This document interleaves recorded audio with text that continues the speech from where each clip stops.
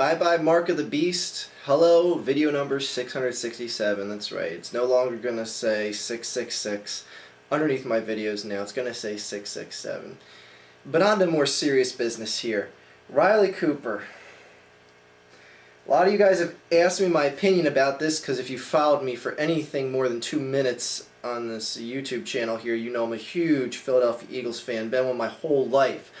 And a Philadelphia Eagle wide receiver by the name of Riley Cooper was caught on camera at a Kenny Chesney concert. I do believe he was there with Jason Kelce and a couple other Eagles. It doesn't really matter who he's there with. And he was talking with some patrons there at the concert. He was supposedly drinking. Jason Kelce even came out and said that they were drinking pretty heavily that night. And he said the racial slur of all racial slurs, he dropped the N-bomb. And not only did he drop it in front of people, but he dropped it while a camera was rolling, while a cell phone camera was rolling. He said it in a way that wasn't just like, not that you could ever say it accidentally, or not that any way saying it is any way, you know, or redeemable, or just, you know, a way to pass it by.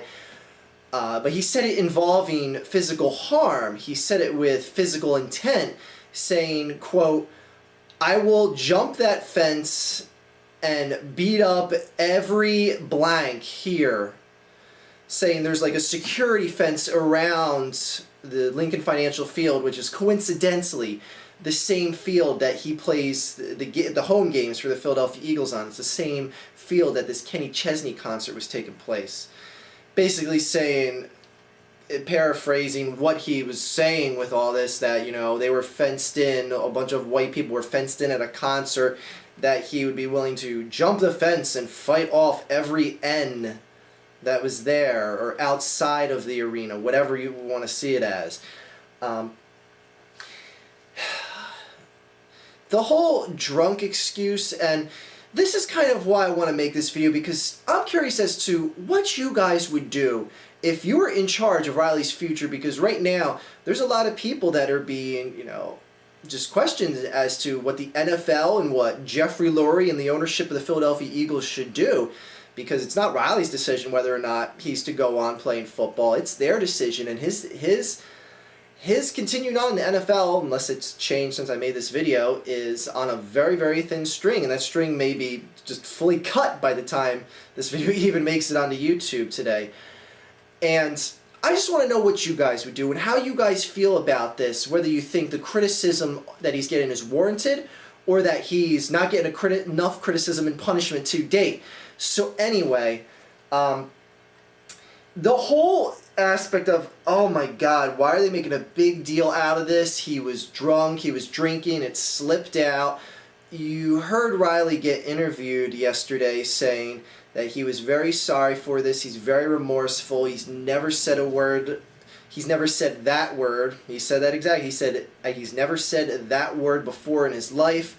To all that I have to say, that's a weak excuse. To blame this on he was just drunk and he was just, I mean, think about this. You're trying to tell me he was so drunk that he just, you know, oh, he just lost that little conscious voice in his head that told him his whole life never to say that word. All of a sudden it just, ah, shit, it slipped out. Damn. I dropped an N-bomb. I was so drunk. Ah, shit. Boy, is my face red. I'll never do that again. No. I'm sorry. If you've never said that word before and you're in a public setting where you're with numerous people who you don't know and anyone could hear what you say, especially in a day and age where everyone and their mother has cameras on their phones, and you're a celebrity in Philadelphia, not so much known anywhere else. I bet half of you didn't even know about Riley Cooper until 2 days ago.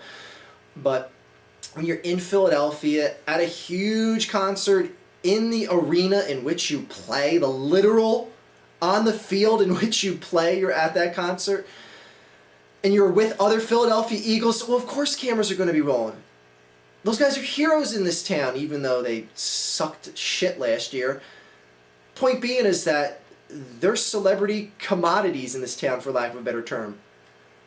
You better at all times be able to control your speech to the point that you're going to drop the most racially insensitive word there is. I mean, my God, you dropped the N-bomb, dude. You can't just write that off with, oh, I was drunk and it slipped out. No, I'm sorry. And yes, to answer the question you're going to ask, you're going to be like, oh, Archery, do you really think he's never said that word before in his life? I think that's a lie. I think that's an absolute lie. I think of course he's said that before in his life. Not of course and like, oh, of course he's a racist. Of course he's probably said that to black people's face. Nothing like that, I'm saying. I'm saying a word like that isn't just going to slip out when you're drunk, when you're drinking, if you've never said that before. I think he said that yesterday to basically, what else could he say? If he said, oh, I've said that word before and it just came out and get fired immediately. Fired immediately with no chance of parole. Now, that's kind of what I want to address here is why or why not he should get fired, because he is getting turned up. There's a division in the Philadelphia Eagles locker room. There's a division in society. There's a division in media coverage. There's numerous people on both sides that either say, you know, oh, this is getting so overblown, let him go, it's done, to the people going, fuck this guy. He fucked up to a level that you just cannot fuck up at. He has got to go. So that's what I want to talk about with you guys here today. Now, Sports Talk Radio has been talking about this nonstop for the last couple days here in Philadelphia. That goes without saying. One of the things that people keep bringing up is the hypocrisy of breaking actual laws and being able to go into the NFL to this Riley Cooper situation, because let's face facts, if Riley Cooper gets fired from the Eagles, gets cut from the team, he is unhireable. He's unhireable. It's basically the team that signed him, put faith in him, put their trust in him. If they let him go, you can't just be the next team, be like, all right, well, we'll take him here. Now, there's a small, minute chance, but you're basically ruining his livelihood. And you got to say, is it worth it for something that he didn't break the law on, he didn't physically hurt anyone immediately, and it wasn't his intent to hurt anyone at the time? I mean, the people around him could have been offended, and by the way, they didn't seem too offended that he dropped an N-bomb, but that's a whole different story. I mean, he said it, and he said it with harm. Like he wanted to jump over that fence and fuck up every N. Like, that's a guy that's just got rage in his heart. Now again, I know you might be like, oh, well, he just spoke in passion of drinking and all that, and I'm blowing it out of control. But then, again, going back to the hypocrisy of convicted felons being hired in the NFL, people that have served time for just, you know, battery, beating their wives, people that have had felony possession charges of controlled substances. We'll stick with the Eagles here. Jason Peters, the offensive lineman, it was about 4 or 5 weeks ago. He was in Louisiana speed racing people on the streets. Oh, he got caught by the police trying to pull him over. What did he do? He went even faster and went on a high-speed police chase and ended up getting arrested. I can tell you right now, that was a big story here in Philadelphia. It was like, my God, I can't believe this fucking guy. He's going to go out on, go road racing, and then when the police come, he's going to take him on a high-speed pursuit chase? That's an actual crime. That's actual laws being broken. I can tell you, I haven't heard one single word about this in weeks. That first week it happened, the first 10 days or so, oh, it was like, God damn, I can't believe this guy. He's gonna potentially ruin his career for this. But then it all just faded away. Past couple weeks, he's been at practice, he's been at training camp. No one said a word about it. I haven't heard one word about it from anyone in the media, anyone in the public, anyone here on YouTube. I follow a couple channels that talk Eagles sports nonstop here. No one's mentioned it. It's gone. This guy broke actual laws. To what Riley Cooper did was, it was an ethical violation. It was mean, insensitive, hurtful. But he didn't break any laws. Yeah, I know. If he instigated a fight from it and some black guy came and said, "What'd you say, motherfucker?" and they started fighting, oh yeah, you could charge him with disturbing the peace based on the language he used, absolutely. But it's not like he was recorded on camera and Philadelphia police are on the way over to his house now going, hey, oh, Riley, we saw a video of you dropping an N-bomb on camera, so we're going to have to arrest you now. That's against the law. No, it's not against the law to say that word. It's within his free speech to say the word. It's if something bad happens because of it. Like I said, you could charge him with disturbing the peace in some way if something came from that, like a physical fight at that Kenny Chesney concert. So what I'm getting at here is convicted felons. Michael Vick, we all know his past. He got rehired in the NFL. What team does he play for? Oh, the Philadelphia Eagles. They hired him back. Convicted felons. Numerous felons have been hired to play in the NFL. Numerous people that break laws, like Jason Peters, for instance, the offensive lineman on the Eagles, are just allowed to come in and play. Now, I'm not saying any of those guys don't deserve the right to play. I'm not sitting here saying, oh, Jason Peters should be suspended too, or anything like that. No, I'm not saying that. My point is that you can break a law, a physical law. You can serve time in jail, and you could have no problem coming back into the NFL. Your job will be there for you. But this guy, he says a racial slur, and everyone is coming out of the woodwork saying this guy should be fired. And I think I'm one of them. So, we have to delve into why people like me would be okay if this guy got fired. Now, one of the main reasons why I would be okay if Jason Kelsey, if Riley Cooper got fired, is that I'm just personally sick of hearing this shit in Philadelphia. Like, we just got over the Michael Vick shit and all the drama that brought. I just got over Jason Peters speed racing with police, not having the respect to pull over when he got busted for drag racing on the streets in Louisiana. I mean, all this shit just keeps coming up, and I just want to watch football.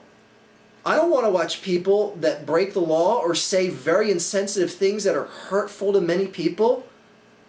I want to watch people that are responsible fucking grown-ass men. Jesus Christ, is it asking too much for you guys to keep your nose clean? Like Jason Peters, do you have to drag race? Michael Vick, did you have to do dog fights? I mean, just all this shit that is just so completely unnecessary and idiotic. And then you got Riley Cooper dropping an N-bomb. This is a team that needs a wide receiver this year. He would have gotten a huge opportunity because a wide receiver by the name of Jeremy Maclin tore his ACL in training camp earlier this week, meaning Riley Cooper's playing time is going to tenfold increase this year. Holy shit, we got a new coach, we got a new offensive system, we got a high-octane offense that's supposed to hit the field. Which leads me to another point here. If the Philadelphia Eagles organization is seriously holding to the fact that they're a wide receiver down this year, and they're using that to weigh in whether or not they should let him go or let him stay, then the Eagles' ownership is cowardly. I as a fan, and I can tell you, most fans in this state or just of this team, it doesn't matter where you're at, we really don't care if the team shits the bed again. Like, in all honesty, I can tell you my expectations aren't that high. This is a team that won 4 games last year. It's got a new coach. It's got a new whole system, revamped offense and all this shit coming in. A new defense. And what I'm getting at is no one really give a fuck if you cut this guy and then the wide receiver core just looked really terrible on the field this year. And we're definitely not expecting much of Jeremy Maclin going down. And we definitely didn't expect much from Riley Cooper. He's not a guy that put up big stats anyway.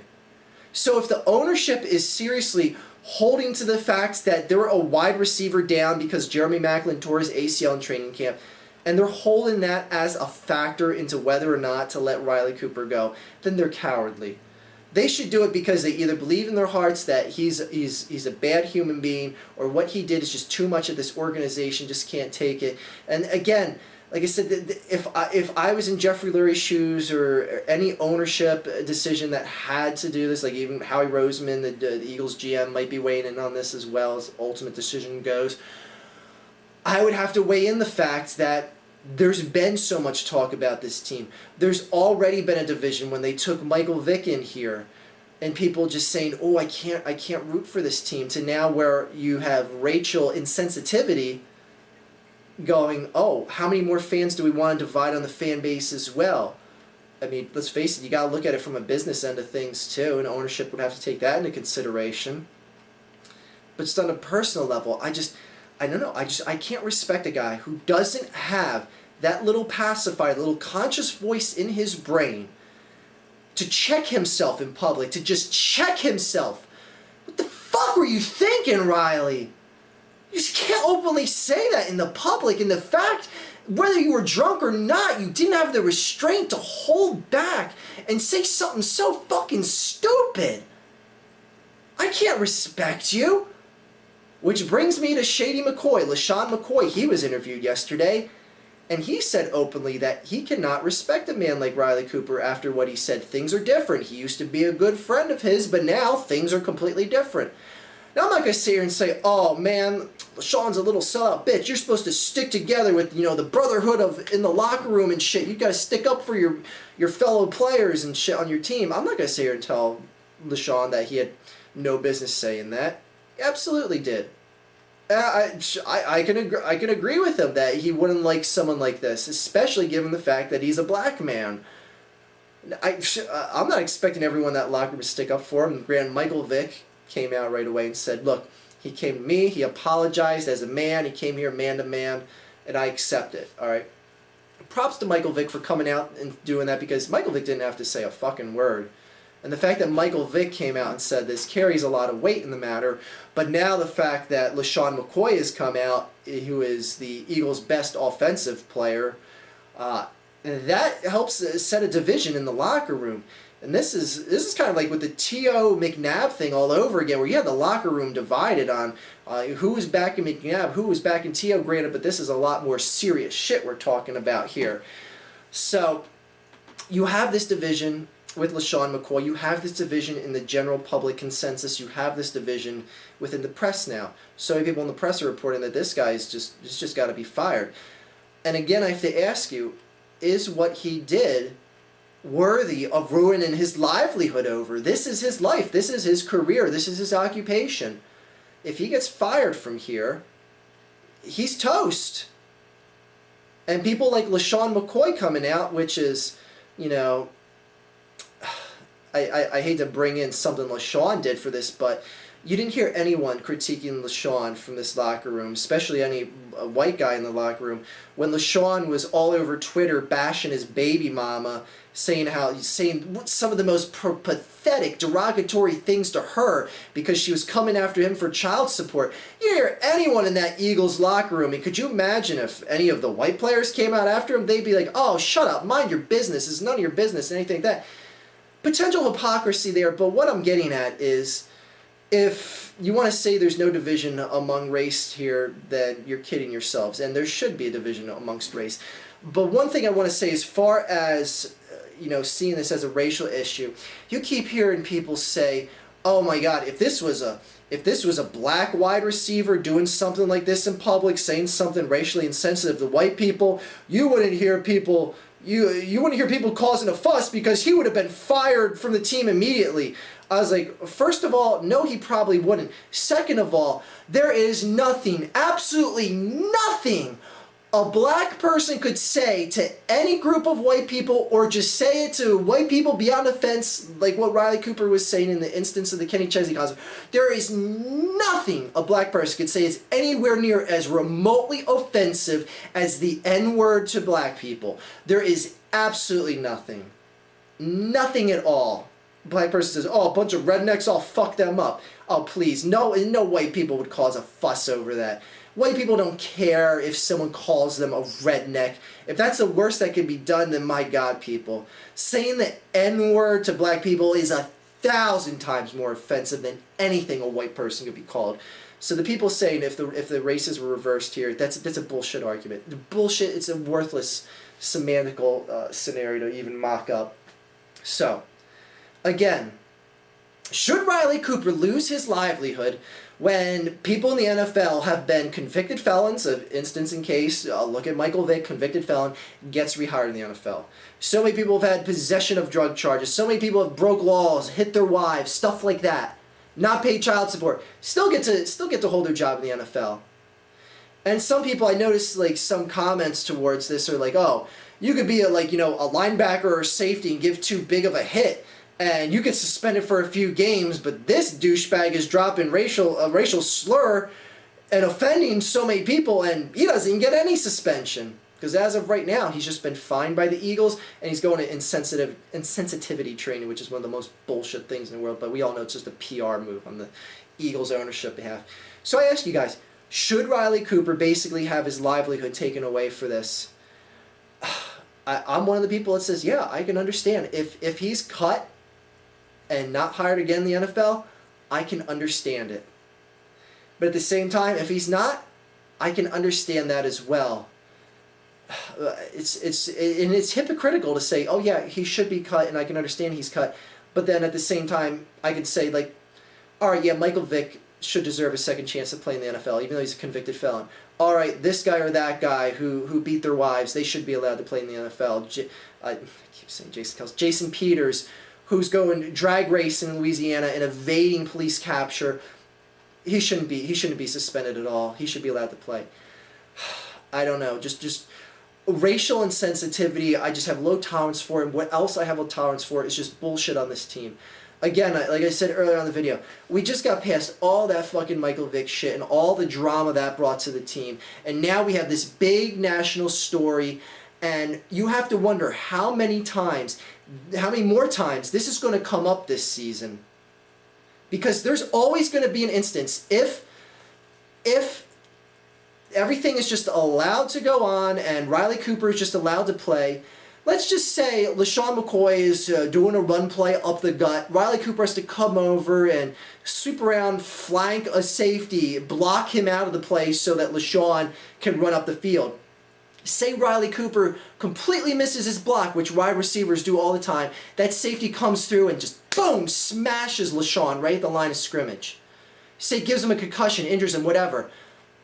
Immediately what people are going to do is going to be like, wow, Riley Cooper, he missed that block on purpose because LaShawn was one of the guys in the locker room that said he doesn't respect him for that racial slur. Say reverse happens where Riley Cooper's going down to the flank, Vick's passing to him, he jumps up real high, safety comes around and boom, smashes Riley from behind, knocks him out, injures him, whatever. It's going to be brought up again. They're going to be like, oh, that safety who might happen to be black obviously hit Riley Cooper with extra intent because of that racial slur. It's going to come up constantly. Every single time that Riley Cooper's involved with a play where LaShawn gets hit hard, or anytime Riley Cooper gets an extra excessive hit from anyone who happens to be black on the field. Even though if this didn't happen, if it was like, Ed Reed smashing the shit out of him on the sideline, and this didn't happen, everyone would be like, that's just Ed Reed being Ed Reed. If Ed Reed did something like that this year, smashed the shit out of him on the sideline, be like, oh, is Ed Reed taking vengeance for that racial slur? It's going to be a story. It's going to be brought up in the press. The whole thing is going to cycle around. I'll tell you what, I'm tired of hearing bullshit like this. I just want to see football. I don't want to see bullshit. I'm sorry, Riley, but you insensitive motherfucker, the fact that you can't control what you're saying, whether you're drunk or not, I can just fully understand if your ability to play in this league gets taken away. I can understand and be accepting of that.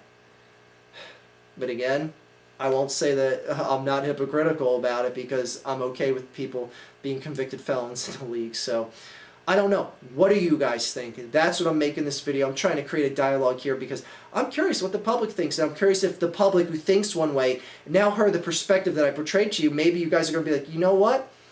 That I did feel that he should have been should have had his job taken away, but taking away his livelihood just for saying a racial slur? I don't know. But again, it's not like I'm just solely basing my decision on just the racial slur. It's a bunch of peripheral reasons, like the Michael Vick instance, like when Jason Peters was arrested, like all that drama that comes in and all that negative press attention. I'm just fucking tired of it. I'm just so tired. I just want to see football. Speaking of which, football will be starting soon. I'll be making those weekly videos for you here, guys. Anyway, I know a lot of you guys are thrilled about that. But on that note, I'm going on vacation. I'm going to be gone for 5 days here, so try not to miss me too much. Try not to miss this beautiful face. Anyway, I'll try and make some videos while I'm on vacation for you guys again. I know, I spoil myself. I keep going on vacation here. Life is good. What can I say? But again, what do you guys think? Should Riley Cooper have his livelihood taken away for a racial slur? Would you understand if it was? Or should it, no way in hell, should it just be just left to, he let him left to play and everything just go on and let bygones be bygones and let Shady just deal with his own personal angst against him in the locker room, whatever. Anyway, have a fantastic day, guys.